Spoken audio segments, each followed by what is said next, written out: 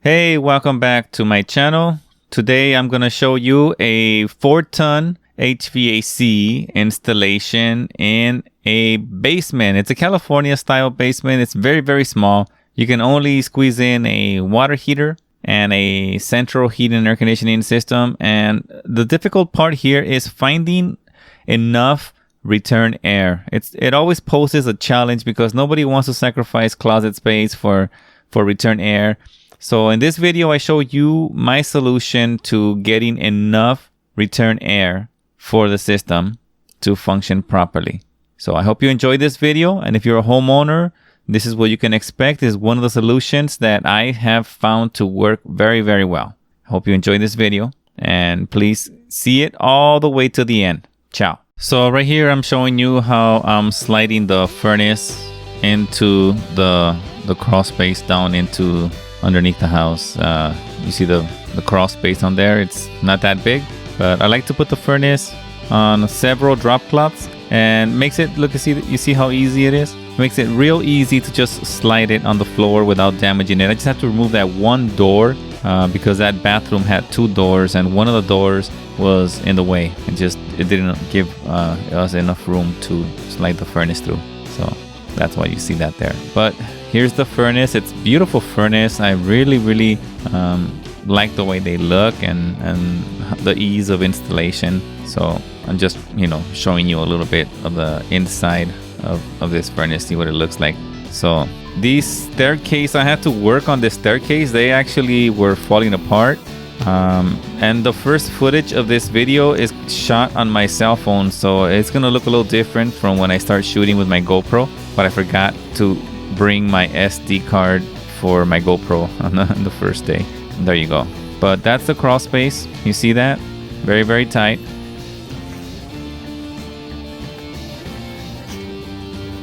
So this is where the old vent pipe was.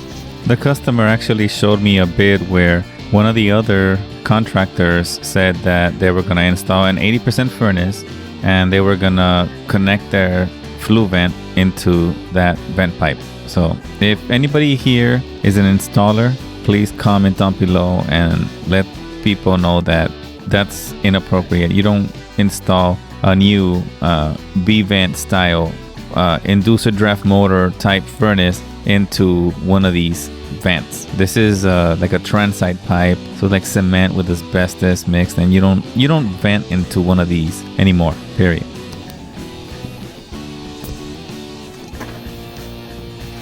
I think I might be able to still squeeze in the new furnace right here once I rip these things out of here.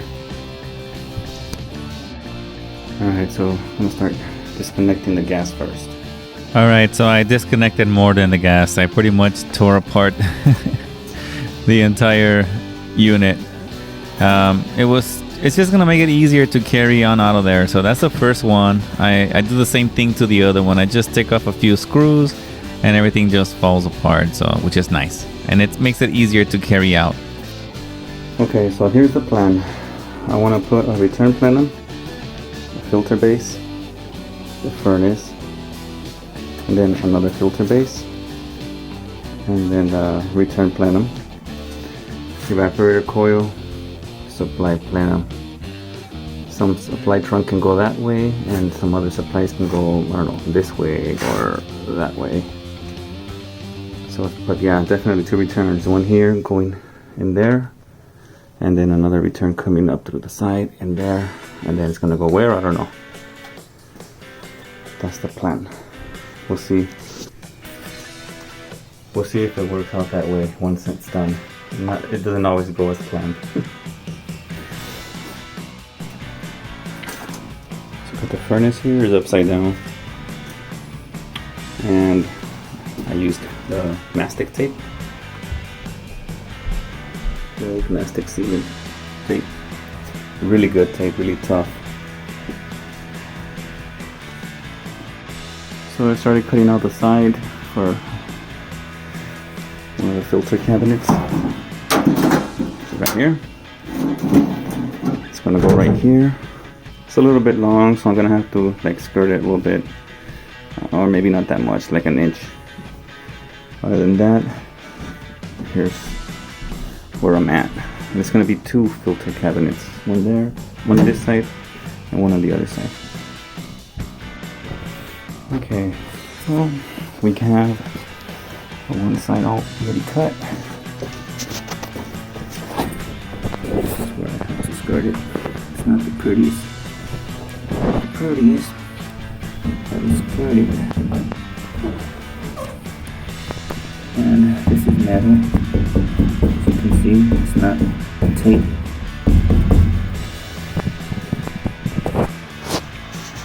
I'm gonna do the other side. There it is right there. I'm gonna do the other side. So you can see here, now that I got my camera, that this one has foam right there sealing it.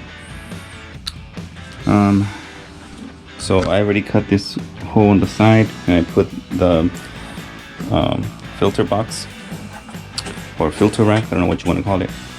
So now I'm going to cut one on this side, and the return, one of them is going to go up through there, and the other one probably through here, or either through there, probably through there.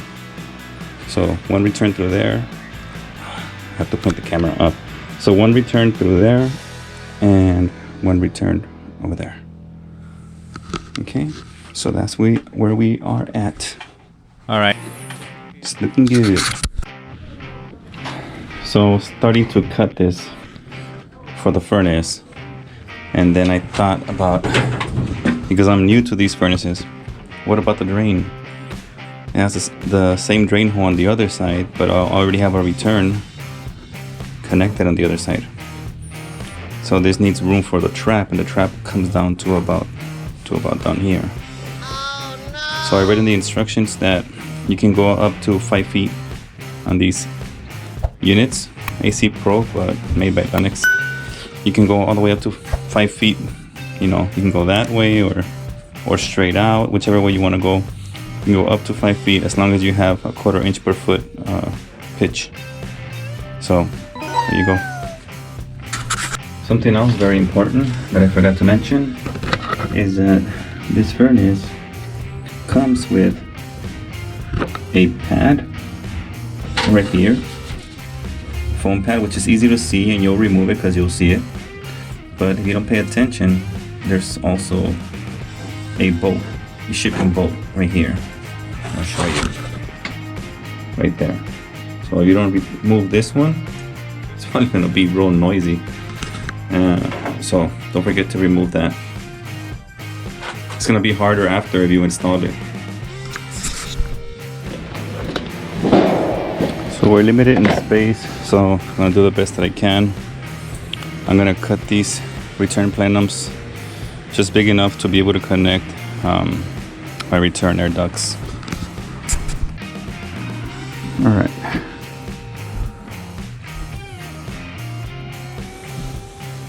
So what I'm doing here, it's on iso pads because I need the maximum amount of height. So what I'm doing is I'm leveling it, giving it just a little bit. I don't know if you can see it. Just giving it a little bit of pitch towards the drain. So you see that bubble? So that means that the water is going to come this way and to this corner because that coil has a drain on the right.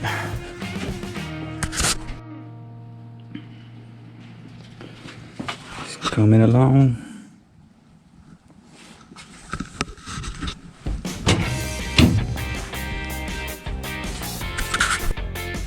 Okay, so here we are. We have the furnace installed, where it's gonna go, and we have our coil on there.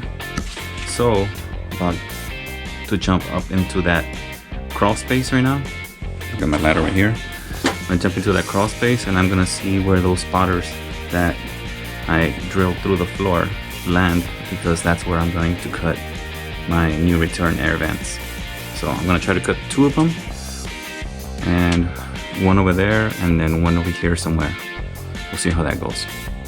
You wanna come with me? Yay!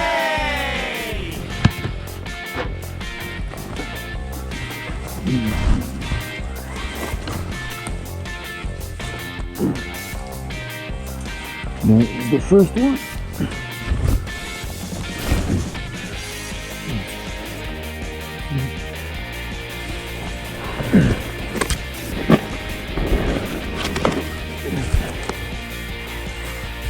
This one right here.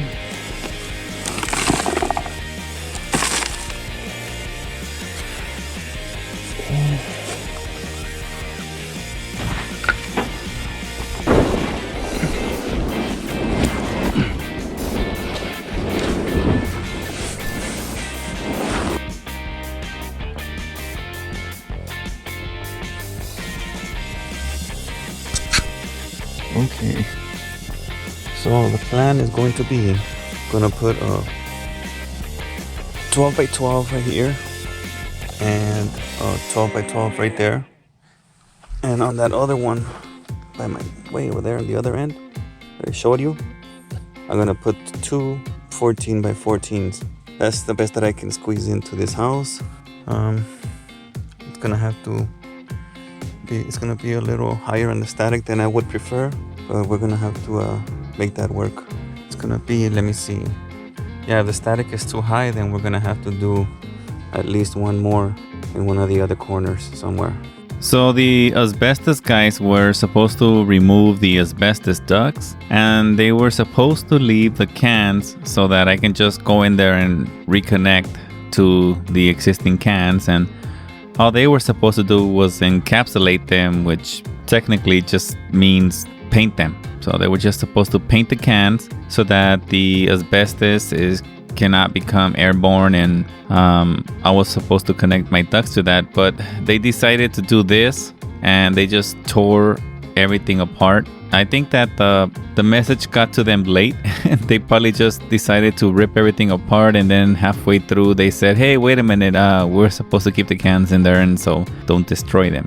But anyways, so I just took some pictures to show you and to show my customer that they destroyed the cans and I had to rebuild them. And you'll see in the later videos that I had to reconstruct them using stock metal, because it actually stock boots that I was able to find that kind of are close to the measurements that I needed, and that made the job more economical. Otherwise it would have been really expensive to have like custom metal made for this. So I got some off-the-shelf cans that I was able to just make them work with a few modifications. It just took longer than I would have preferred, but still ended up coming out nice.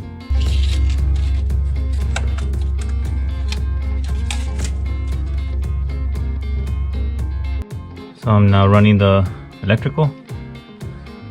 I'm gonna come here, and I haven't decided yet. I think I'll put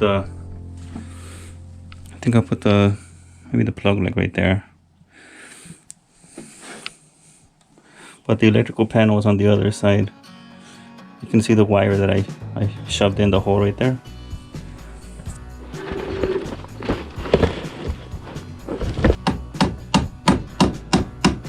So you can see here that the electrical is already connected and the line set has been run. Because we're working underneath the house, we're limited in locations for returns. So we're gonna cut 2 12-inch by 12-inch right here, and 2 14 by 14 over there around the corner. So it's gonna be a total of 4 returns, but it's gonna be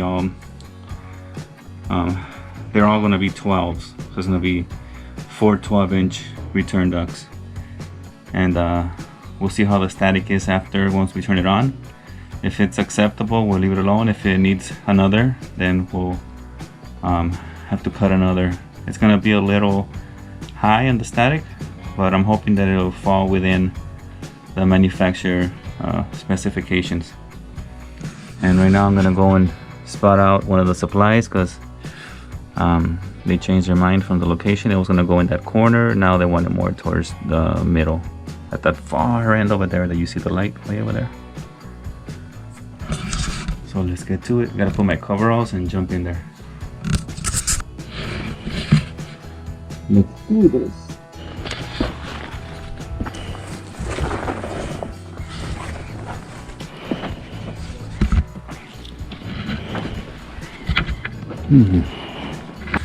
So they need an extra supply in the living room because it's a big living room and it used to have only heat. So, but now we're putting AC, so we want another vent right here.